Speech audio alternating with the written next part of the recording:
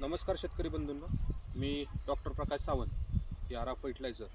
आज आपण पपई या पिकामध्ये आहे.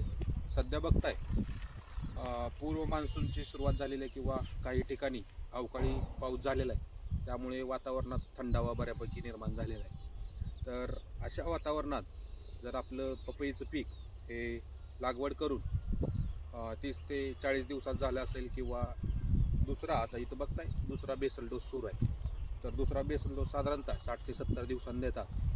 एकूण पपईला सुद्धा 3 बेसल डोस होतात.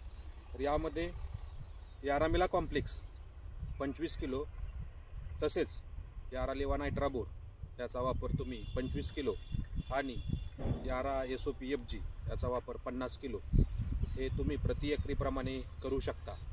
तर याराचाच बेसल डोस का वापरायचा किंवा यातून जे काय संतुलित घटक पुरवठा होतो, त्याचबरोबर हा जो डोस तुम्ही मातीमध्ये देता, तर ह्यामधून पिकाला संतुलित अन्नद्रव्याचा पुरवठा होतच होतो.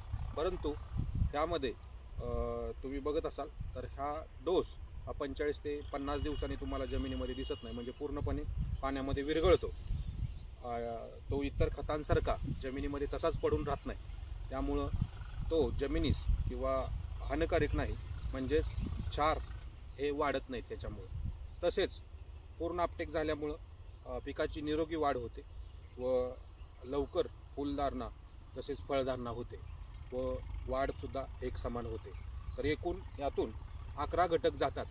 नत्रस्फुरत पालाश सोबतच मॅग्नेशियम, कॅल्शियम, सल्फर आणि सूक्ष्म अन्नद्रव्य याचा पुरवठा होतो आणि त्यामुळं तुम्हाला एक चांगलं सशक्त झाड हे तुम्हाला दिसतं वाढलेलं आणि त्यामुळं उत्पादन वाढ होते.